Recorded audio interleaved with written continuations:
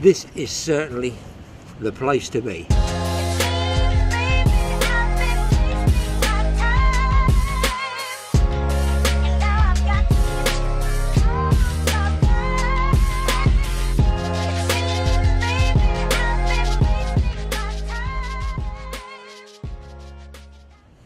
Tucked in there, northwest wind, just slightly off the shore, a little bit breezy out there, but what a day. Listen, Mike's off lure fishing. I'm going to have a go to see if I can winkle a wrasse or two out.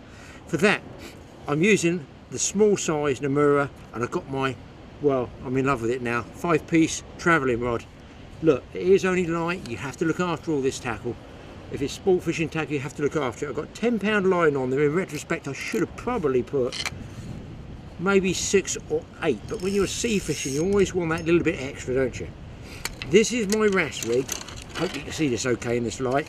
I've come around here to the side of this rock to get me a bit of shelter from the wind, so that you guys can see what I'm doing.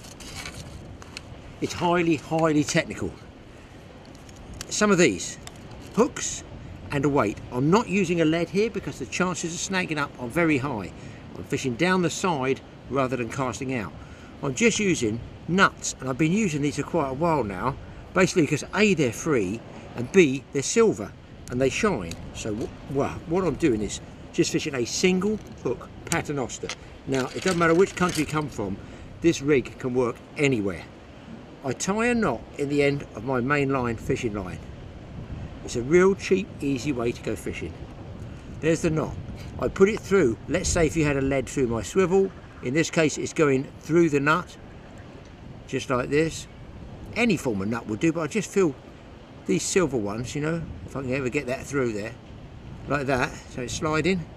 Then I'm going to tie just what we call a slip knot, like this, around there. I'm going to do it real slow. And the reason I tie the knot there is so if he does snag up, that tag end won't slide through the slip knot. The slip knot will, I might even be able to do it here. See, there's the tag end. If I pull it tight, it gradually works its way down and locks. Okay? So, all I'm going to be doing is fishing, maybe, I can't speak for all countries, I'm just talking about UK wrasse fishing, generalising, about 15 inches off the bottom. And for that, I take a bit of slack and I tie a big double overhand loop in there, maybe making the loop about, I suppose that's 5 inches long, 4 or 5 inches long, like that. Pull it tight. Now, you could snip this and tie a hook on the bottom end, or if the eye of the hook is big enough, and I'm using, so you know what it is, it says B983, a wide gape specialist, size 4. Relatively small hook for freshwater fishing, for sea fishing, more for freshwater fishing, but listen, it does work here as well. And if you can get that loop through the eye of the hook, I'm going to try it, you've then got double strength. I'm going to probably have to go and get my binoculars to do this. See if we can get it through. Probably easier if I tie it first and then show you. Well, that's great. I've just gone all the way to the tackle box. I haven't got my glasses. Well, I've got my glasses, I'm obviously wearing them. But I haven't got my reading glasses. So what I've done, that loop, I've snipped the loop, gone through the eye and tied a straight blood knot on there. That gives me 2 pieces of loops of line here. So should one of these loops of line, there you go. There's the loop that I tied. There's the main line coming down and the hook is just hanging off like that. There's the weight and I'm about 6 inches, 8 inches off the bottom. But by using a double line like this, it helps keep it just a little bit away from the main line. It's going to twist and tangle, but it doesn't really matter. It's sea fishing. It's not, you know, rocket science, is it? And also, should one of those get bitten through, that will still hold on the second one. So it's like double bubble. You've got a good chance of getting a wrasse on that. And this is how I hook the ragworm up. Okay, here's the hook bait. The ragworm. A thin tail at the bottom, a pair of pinches that come out and nip you at the top. Now, a lot of people just use a whole ragworm. They're not cheap, they're quite expensive. Let's get that line away from the camera. They're going to be casting the camera out. This is the way I do it. I've got quite a small hook.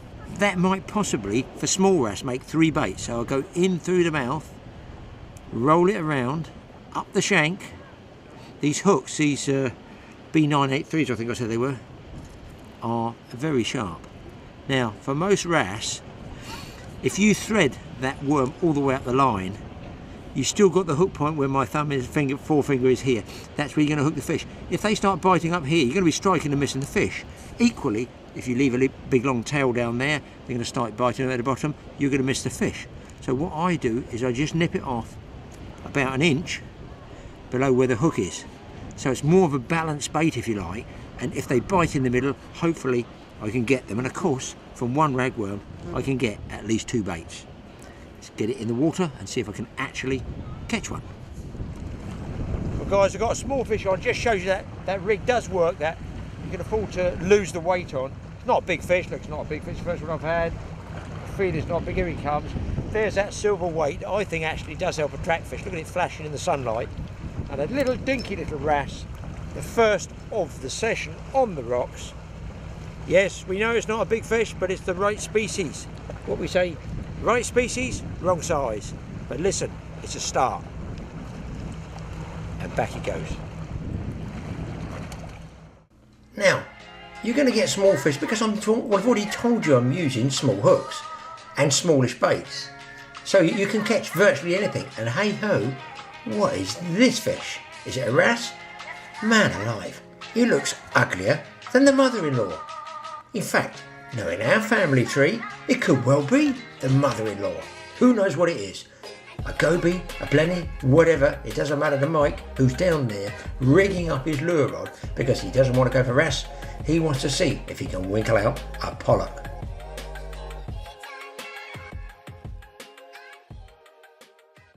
There we go. Not the target species of the wrasse, but a nice small pollack, and look, nicely hooked there. And that's just a simple jig head, about a 7-gram jig head, with basically a little worm in there, soft plastic worm. Let's get him back and hopefully get some more.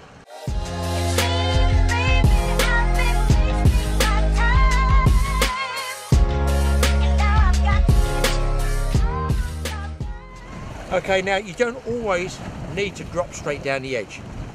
I like, personally, this wall. I've never fished it before, but this is drawing me like a magnet. This sheer wall over here, I think is a continuation vertically, and the wrasse are really in tight along there. You think, well, let's cast out, we've got a casting wheel. You don't always have to do that. To me, that screaming wrasse along there, I don't see gullies that I can get to except over the far side, maybe. But this way, instead of being up and down, you know, like this, you know, as you're fishing, you drop it down, you bring it up. You drop it down, you bring it up. What else can you do? Well, nothing really. If you cast sideways along the cliff, you can bump it and draw it and bump it and move it all along what we call the kill zone, which is where the wrasse should be. And you're actually covering different areas, and you might even find out where they're living and drop it through their front window.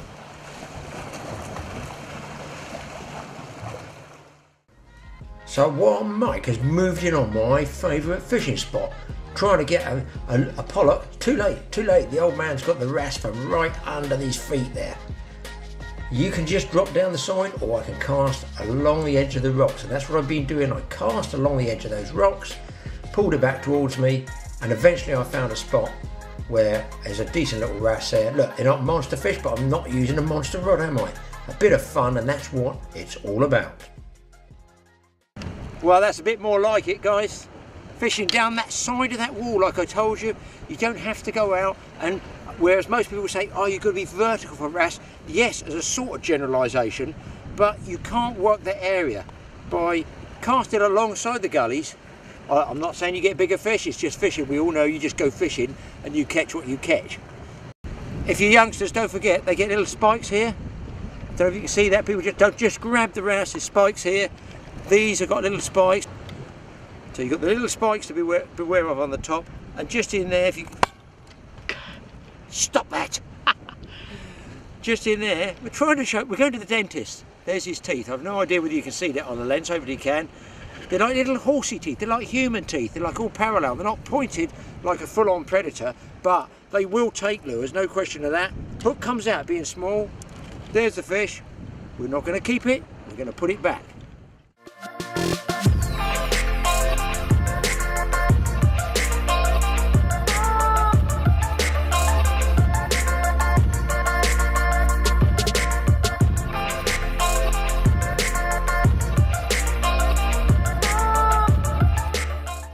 When you've got a light tackle, make sure you don't use the whole of the rod to lift it up. Grab the line from the tip and pull on the line rather than break it. That was on the old drop shot rod. So that's a wrasse mackerel, and he absolutely folded it. Although it's not a monster wrasse, he absolutely bent this rod. 3 to 12 gram casting weight rod, but it's actually got the sensitivity of like an LRF rod really. But really, really good. Nice powerful rod as well. Good wrasse rod. Definitely be using it for more wrasse fishing in the future. Let's get this one back. What size do you reckon you get a fish on that? 4 pounds? What, wrasse? Yeah, on that. On yeah, you'd have to be really on it to wind it in quick. But yeah, definitely, I'd say it could handle a 4 pound wrasse. Now this is what I call a boat. How old is this? Probably 100 years old. Wood and canvas under sail off the South Devon coastline. That's the sort of boat that gets me very emotive. You're in the right area. What must that fishing been like years ago? My goodness, here goes Mike. He's baiting up again. Oh, hang on a minute. Is he actually changing from lure fishing and he's having a go with a wrasse rod? Because I saw him snap that ragworm off. Out goes the bait. He's come across to the dark side, folks. He's come right across to the dark side. Is he going to catch? I don't know. Of course he caught some fish. It's such fun wrasse fishing on a great sunny day. You can sit there on the rocks, really enjoy it and catch generally fish after fish, providing you keep those hook sizes down, you keep that bait size down, ragworm, anything like that, lugworm as well. You know, just keep chopping and changing. And important, I find, to touch ledger by holding that line across your fingertips. And not only do you get the visual aspect of the tip bite, you can feel through your fingers the bite through the line. It comes down the rod, it's telegraphed down the rod. Yes, they're not monster wrasse, but great fun fish. And if it's a safe place to take the kids, the family, check it out first with your local tackle shop, and you can possibly, yum yum, eat the fish. There we go, in again. Basically, if both of us were fishing, we would be catching fish after fish. But Mike was trying lures, wanted to try and get pollock, maybe even a small bass. Another guy just up the rocks from us had a couple of bass at the earlier stage of the tide. As usual, we were late trying to get there, but nevertheless, we got the fish up. And remember, there's always another side to the story. And I happened to look across to my left and thought, do you know what? There's a vertical wall there as well. There must be wrasse across the face of that vertical wall. So by casting that light lead weight, the nut along the side of the wall, and then slowly bumping it across the front of it, across the face of it, I'm covering more ground. I'm actually feeling via the rod top and down the blank and through the line. It's telegraphing any bites, any tremors into my fingers, and I've got a feeling we get a hook up in a minute, and that's inside 30 seconds.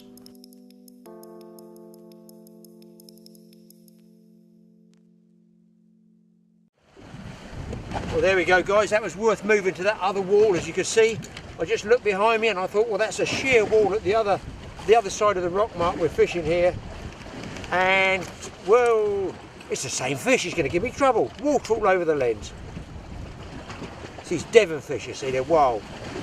Just shows you the same wall, the same feature, and I'm getting slightly better wrasse. That's not a bad fish at all. He's going to go back, and I've still got, fingers crossed, the same shiny silver nut, the same hook, and by casting sideways, I mean, look, you could put it into a snag. Of course you could put it into a snag, and do be prepared to lose gear when you go wrasse fishing. It's just the way it is. But I think it's worth it for the sport you get. Light tackle like this 5-piece, 10-pound line, and if you get something around 4 pounds like this, man alive, what a scrap. In fact, I doubt I'll get it out. Back he goes. Well, there you go, we've had some wrasse. There's a few tips there, hopefully you can get it yourself, and I'm still going. And this one is totally different. If I get it up, it doesn't fall off. It shows you, look at this. A pollock. I've still got the same hook, still got that same old shiny nut, and I feel that that is obviously attracting the fish. We'll let this go, but there you go, guys, look. Don't kick me in the face now. A little pollock, just nicked on that ragworm there. Good bit of fun on light tackle. No, don't neglect those light rods and keep the weight down. Otherwise you just drop it straight in the snag. Thanks for watching the Totally Awesome Fishing Show. Don't forget to subscribe and watch the Totally Awesome Outdoor Show. We'll get this guy back.